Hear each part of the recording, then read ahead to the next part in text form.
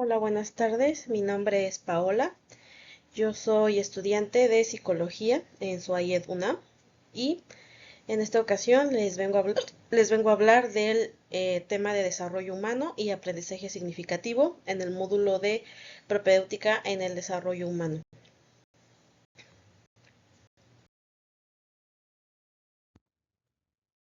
Bien, como introducción, vamos a tener que todo niño y adolescente tiene su propia historia o serie de sucesos biológicos, psicológicos o sociales relacionados con la salud. Recordemos que bien la OMS dicta que la salud básicamente es la ausencia de enfermedad en el ámbito social, psicológico y mental. Sin embargo, no debemos excluir también los factores externos que pueden contribuir a estos factores. Actualmente debemos entender, analizar y evaluar lo antes posible para ayudar a contribuir a todos estos cambios de la manera más sólida y factible y benéfica para el individuo. El crecimiento y desarrollo de un niño van a constituir un binomio de gran utilidad para determinar el estado de salud mental, física y social de cada individuo. Como se menciona, factores externos también son de suma importancia. El desarrollo es la adquisición de funciones con aumento de la complejidad bioquímica, fisiológica a través del tiempo. Comprenden fenómenos de maduración y adaptación. Biológicamente, el crecimiento y el desarrollo prácticamente van a estar determinados por los factores genéticos, neuroendocrinos y ambientales, algunas veces también socioeconómicos, que va a otorgar una característica al grupo que pertenece a este individuo. Las clases sociales marginadas, lógicamente, van a tener mayor riesgo de vulnerabilidad, enfermedad o padecimiento, así como un crecimiento y desarrollo por debajo del potencial genético.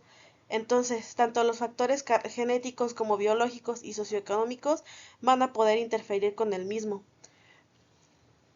Por otro lado, el aprendizaje significativo es el proceso en el que una persona comprende y retiene información a largo plazo, relacionándolo con conocimientos previos y estableciendo una conexión personal con el material. Estamos hablando que si una persona que no tiene los mismos factores de crecimiento, de desarrollo o las mismas facilidades, este aprendizaje significativo se va a ver comprometido en un modo mediano o largo plazo. Este trabajo básicamente es un conglomerado, una información y exposición del tema del desarrollo humano y aprendizaje significativo, en donde vamos a ver la importancia de estos factores, así como los factores externos que contribuyen al desarrollo.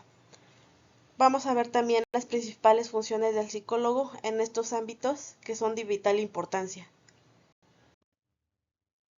Bien, entrando de lleno al desarrollo humano, vamos a tener que diversos manuales, tanto de la OMS como de la Organización Panamericana de la Salud, marcan mucho dos conceptos, lo cual es el crecimiento y el desarrollo. El crecimiento básicamente es un proceso unidireccional, el cual está constituido por el momento de la concepción y no se detiene hasta el momento de la muerte del individuo. Tiene una secuencia gradiente y básicamente es el crecimiento celular de los órganos y sistemas que componen el cuerpo humano, desde los periodos embrionarios fetales hasta las edades equivalentes o grupos etarios, desde el lactante y adolescencia.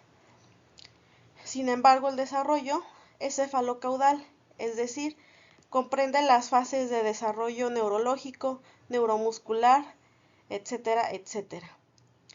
Entonces, vamos a hablar prácticamente de lo que compone el desarrollo humano y no tanto de un crecimiento ponderal.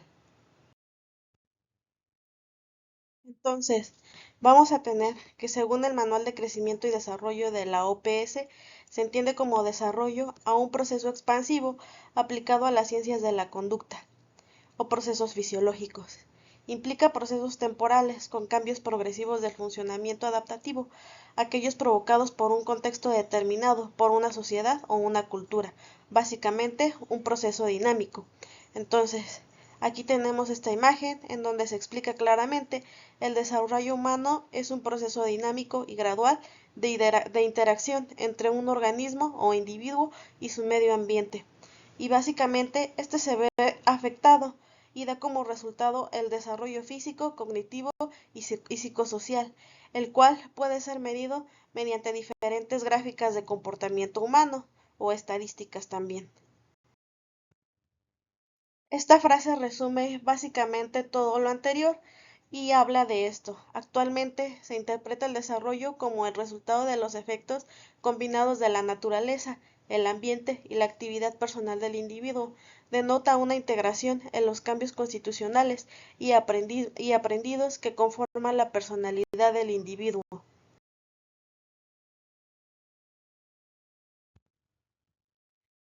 A través del tiempo, diferentes expositores han desarrollado su propia definición o perspectiva del desarrollo humano. Algunas teorías o enfoques han sido las siguientes. Primera, perspectiva psicoanalítica, la perspectiva mecanicista, el conductismo, la teoría social del aprendizaje, la perspectiva organísmica, la psicogenética y la perspectiva humana, que a continuación se irán desenvolviendo. Dentro de la perspectiva psicoanalítica vamos a tener la teoría psicosexual.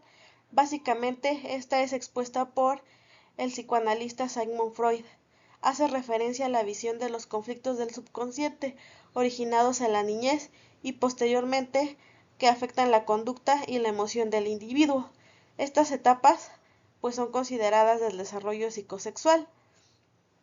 Primero vamos a tener la etapa oral desde el nacimiento hasta los 18 meses, en donde el principal conflicto es el proceso del destete. Etapa anal de los 18 hasta los 3 años, donde el conflicto principal es el control de esfínteres y también de desarrollo de personalidad. Etapa fálica desde los 3 a los 6 años, donde aparece el complejo de Edipo. Etapa de latencia desde los 6 hasta los 12 años, donde se desarrollan las habilidades sociales y de la comunicación, y etapa genital de los 12 en adelante, donde hay resurgimientos de los intereses sexuales. Esta prácticamente ha sido la más estudiada y la que siempre está al pie del cañón en todos los libros de psicología, y también hacen especial hincapié en la mayoría de la perspectiva del desarrollo humano. Otra vertiente de la perspectiva psicoanalítica es la teoría psicosocial, la cual fue expuesta por Erik Erikson, donde se establece la identidad como uno de los pilares más importantes de la vida, tomando en cuenta los rasgos de la personalidad, las destrezas y habilidades de cada individuo. Considera que las crisis básicamente surgen de cosas preestablecidas, de la maduración del desarrollo del yo, y establece una solución para cada tipo de crisis. Principalmente son 8 crisis personales en total. Básicamente, esto va aumentando conforme la complejidad y la edad adulta. Primero vamos a tener un infante que va a pasar por un reto de confianza. Después, un niño donde va a haber un reto de autonomía contra vergüenza, dudas e inseguridades. Posteriormente, en la edad preescolar, en una iniciativa versus una culpa. A continuación, en el proceso de estudiante, laboriosidad contra inseguridades. Posteriormente, en la adolescencia, identidad contra confusión de roles. En el adulto joven, intimidad contra aislamiento. En el adulto de mediana edad, generatividad contra estancamiento. Y posteriormente, en el adulto mayor, la integridad contra la desesperación. Dentro de la perspectiva mecanicista, vamos a tener que ésta considera el desarrollo humano como una respuesta al ambiente, es decir, agentes externos. Básicamente no toma en cuenta ningún factor de las perspectivas anteriores, subconsciente, personalidad o inteligencia. Propone que el cambio es básicamente algo cuantitativo, que se relaciona con la cualidad y cantidad, y el desarrollo como algo continuo. Básicamente los seres humanos son eminentemente reactivos, más que indicadores de conductas. Básicamente responden dependiendo a los estímulos del medio que se presente. Otra perspectiva es el conductismo, que considera que las conductas pueden medirse, registrarse, identificarse y a su vez evaluarse y modificarse. Ciertos factores pueden determinar una conducta específica. Básicamente determina el desarrollo como la suma de respuestas condicionadas. Utiliza los modelos de condicionamiento clásico y condicionamiento operante. Este tipo de perspectiva se ha establecido en terapias cognitivo-conductuales, en donde básicamente se evalúan las conductas a seguir en un padecimiento en concreto. Un ejemplo, en la diabetes mellitus, básicamente se puede utilizar este tipo de terapias a la hora de influir en los procesos, las decisiones, en algunos aspectos de depresión, ansiedad o en el síndrome distímico que llevan al paciente a determinar alguna determinada actividad o conducta que lo hace seguir una acción constante y básicamente ahí entra este tipo de terapia. El hecho es modificar todas esas conductas para favorecer las metas terapéuticas y un aumento en la calidad de vida del paciente. La teoría social del aprendizaje es otra perspectiva, en donde básicamente los factores cognitivos pueden afectar el conocimiento y el aprendizaje. Estos factores, como la habilidad para prestar atención y organizar información sensorial, están determinadas en algún efecto y básicamente tendrán y regirán la conducta de la persona. Básicamente hay vertientes que pueden ayudar a estabilizarla o desestabilizarla, como teorías de la estructura social, del poder, de identidad, de subjetividad, de experiencia situada, de significado, de las prácticas y de la colectividad. Vamos a tener también la perspectiva psicogenética, en donde básicamente nos habla de la teoría de las etapas cognitivas de Piaget, donde se considera las etapas de desarrollo cognitivo como la estructura de los cambios en los procesos de pensamiento, dando como resultado habilidades y conocimientos sobre el mundo. Básicamente, estas son 4 etapas. Primero, la etapa sensoriomotora, de los 0 a los 2 años, en donde los niños aprenden a través de los sentidos y la interacción de los objetos. Básicamente se transita de las conductas reflejas de las acciones orientadas en metas. Posteriormente, una etapa preoperacional de los 2 a los 7 años, en donde se desarrollan habilidades un poquito más elaboradas para simbolizar el mundo en la mente del individuo, utilizando palabras, símbolos, fonemas y estableciendo un proceso de comunicación un poquito más amplio y específico. Posteriormente, en las operaciones concretas, una etapa que va de los 7 a los 12 años, el desarrollo se basa en una comprensión más avanzada de las relaciones causa y efecto, las relaciones sociales, la lógica y la conservación de los objetos. Los niños comienzan a comprender mejor la perspectiva de los demás. Y por último, una de las operaciones formales, que es de los 12 años en adelante, en donde se desarrolla la capacidad de pensar de manera abstracta y de razonar hipotéticamente. Y por último, una perspectiva humanística, donde la naturaleza humana como algo neutral o bueno es tomada, considerada que cualquier característica mala es el resultado de un daño infligido en el desarrollo del ser. Propone al individuo como el único responsable de su vida y desarrollo humano. Vamos a tener que también el desarrollo humano puede estar implicado por hitos del desarrollo neurocognitivo. Algunos autores lo pueden englobar en, en etapas de la infancia o muchas veces por periodicidad del tiempo, por ejemplo, durante meses. Entonces, van a haber diferentes esferas. Podemos encontrar una motora, en este caso, esta tabla nos indica una actividad motora gruesa y una actividad motora con visual aunado a solución de problemas. Aparte, una esfera de lenguaje y otra esfera social o adaptativa. Entonces, básicamente, ¿de qué nos habla? De que a partir de cada periodo de, de desarrollo humano, vamos a tener diferencias en la adaptación, el conocimiento o aprendizaje en cada una de estas esferas. Por ejemplo, al mes de edad, en un espacio o una esfera motora vamos a tener reflejos, por ejemplo, elevación de la cabeza en posición prona, así como fijación visual o inclusive eh, reflejos de la mímica. En el lenguaje vamos a poder tener también el estado de alerta ante los sonidos y en el social adaptativo, pues observación de caras o incluso la sonrisa social. Posteriormente nos vamos un poquito más abajo, a los 4 meses en el área motora podemos encontrar básicamente diferentes funciones, como tratar de alcanzar con los brazos las manos o la línea media. En el lenguaje, la risa, las voces, la fonética. En el área social, disfrutar o mirar alrededor, el estado de conciencia, básicamente. Para el año, básicamente, en el área motora, el bebecito va a caminar solo, va a haber una aprensión con la pinza madura, puede hacer marcas con crayones o soltarlos de forma voluntaria.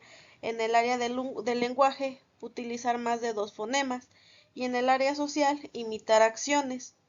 Posteriormente, conforme va progresando el desarrollo neurológico, estos conocimientos se vuelven aprendizajes más reforzados, a la vez hábitos, costumbres que van adaptando a la cotidianidad de la vida.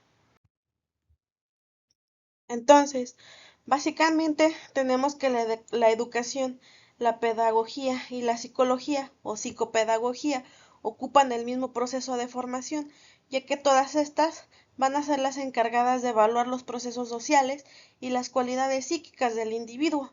La psicología pedagógica o educativa aparece para estudiar las regularidades psicológicas del proceso de enseñanza-aprendizaje, así como evaluar los procesos cognitivos y cognoscitivos, estudiar las relaciones sociales. Actualmente, esta rama condiciona el desarrollo de las ciencias pedagógicas, dominando los principios establecidos de cada práctica.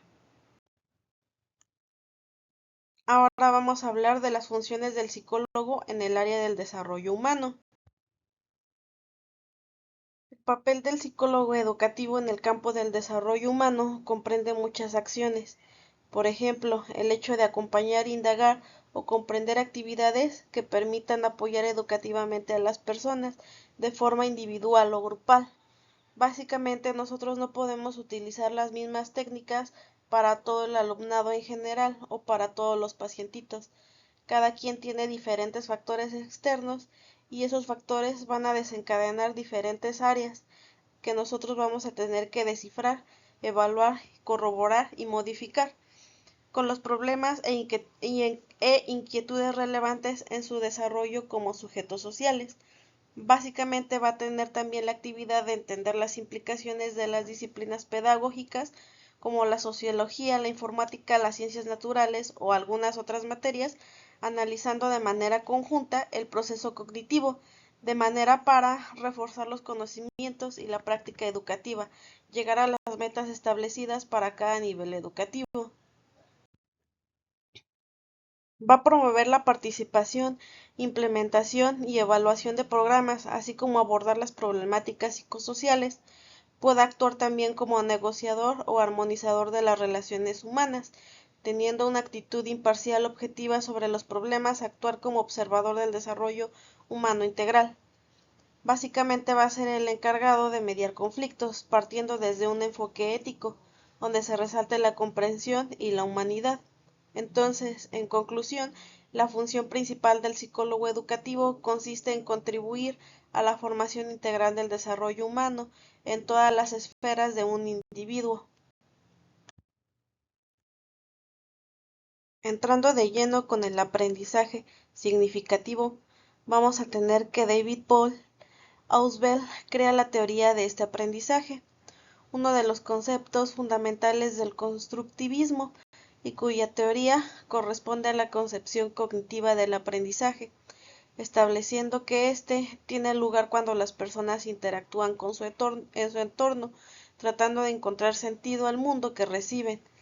Básicamente esta perspectiva postula que el aprendizaje implica una reestructuración activa de las percepciones, ideas, conceptos y esquemas que el aprendiz posee en su estructura cognitiva, de modo que va adquiriendo ese conocimiento o los nuevos conocimientos se incorporan a la suma de los ya establecidos.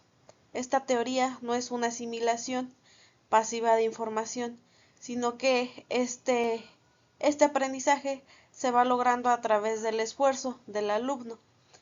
Básicamente se concibe de un procesador activo de información, se da un aprendizaje por descubrimiento e interfiere con las relaciones y productos generales o inclusive de estímulos externos.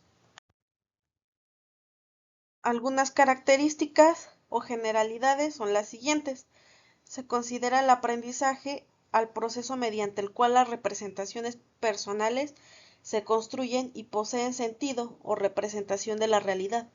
La teoría del aprendizaje significativo rechaza que el aprendizaje solo se obtiene cuando se trata de aprender o se logra relacionar de forma sustantiva y no con lo que ya se conoce, es decir, lo preexistente o los conocimientos básicos.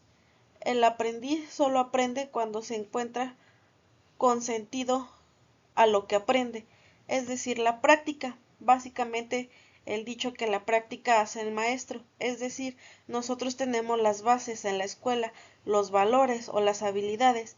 Sin embargo, ese reforzamiento nosotros lo vamos haciendo con respecto a la capacidad y a la práctica que nosotros vamos desenvolviendo en nuestra área, específicamente en el área de psicología, es decir, tenemos la teoría, pero a la hora de realizar las prácticas, ese procesamiento o esas habilidades se van a ver reforzadas a la hora de estar realizando evaluaciones o interviniendo en algunos proyectos de manera activa o incluso en algunas consultas en términos de docencia o de investigación.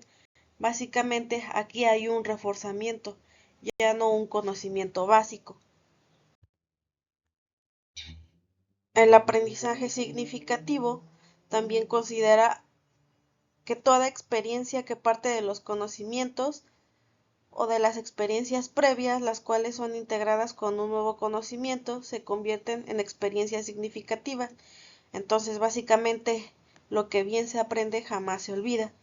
El aprendizaje tiene efectos cualitativos, cuyos avances se pueden medir a corto, mediano y largo plazo, con base al desarrollo de la personalidad, es decir, va de la mano junto con el desarrollo humano.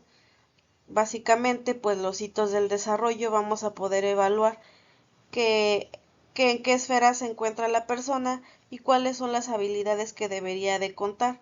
En el aprendizaje significativo vamos a reforzar esas habilidades y adquirir algunas nuevas para ir avanzando de manera significativa en todas nuestras áreas motoras del lenguaje o sociales y reforzando esos conocimientos, llevándolos a la práctica y haciéndonos más hábiles. Una forma de analizar estos estándares básicamente son mediante habilidades de lectura, exactitud, velocidad o comprensión, entre otras.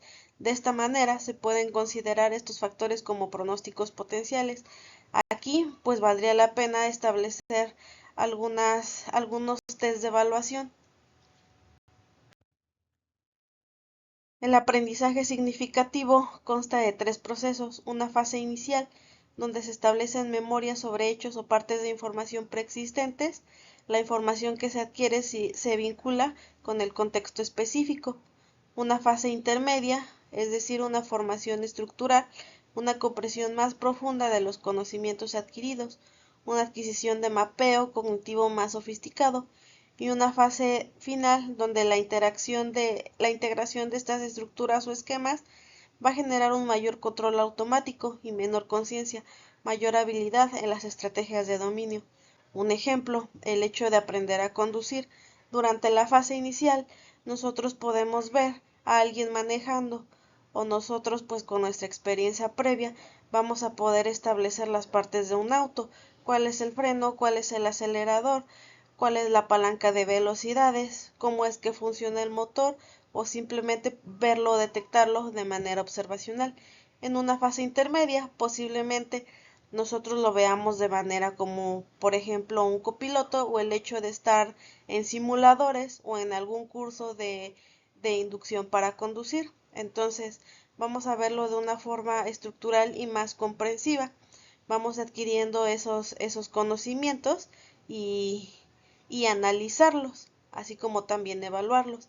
Durante la fase final ya sería nuestra fase de práctica, el hecho de nosotros integrar esa información y llevarlo a la práctica a la hora de conducir, por ejemplo, en una carretera. Nosotros ya establecer cuando un semáforo está en rojo y eso es, por ejemplo, un alto o un verde, prender las direccionales y posteriormente nosotros ya vamos haciéndonos más hábiles. Entonces, de por ejemplo, comenzar a solamente ver cómo manejar, a luego establecer un protocolo ya después más activo, a después llevarlo a la práctica y nosotros conducir de manera automático, podemos conducir inclusive algunos otros motores y haciéndonos más hábiles.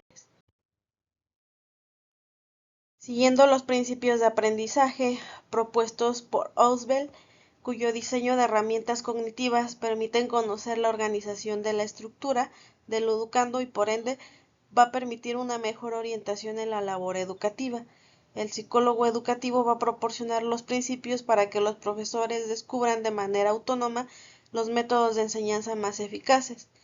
Básicamente la psicología educativa en este enfoque va a tratar de explicar la naturaleza del aprendizaje en el salón de clases y los factores que determinan estos elementos a los fundamentos psicológicos.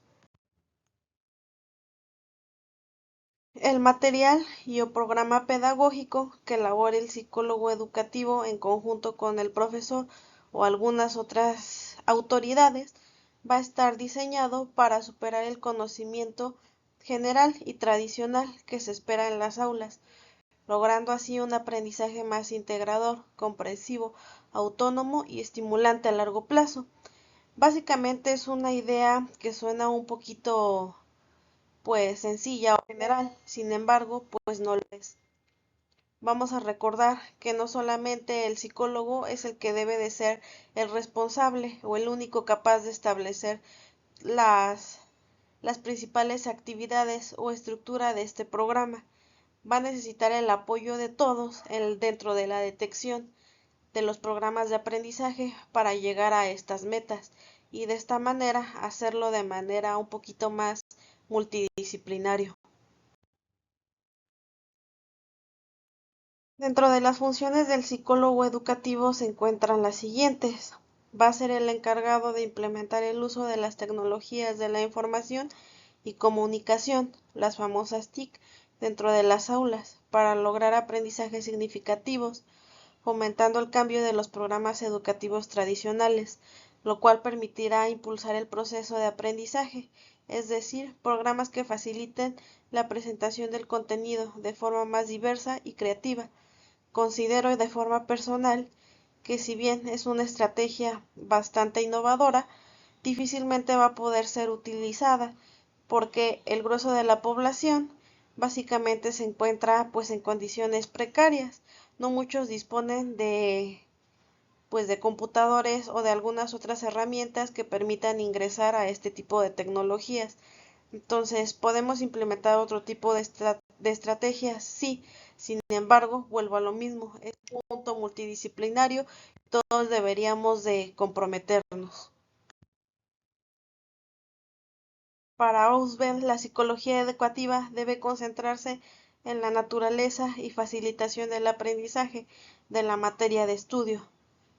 Pero como lo acabo de mencionar, es una tarea bastante dificultosa y ardua, básicamente porque se espera la contribución o el interés de todos los involucrados.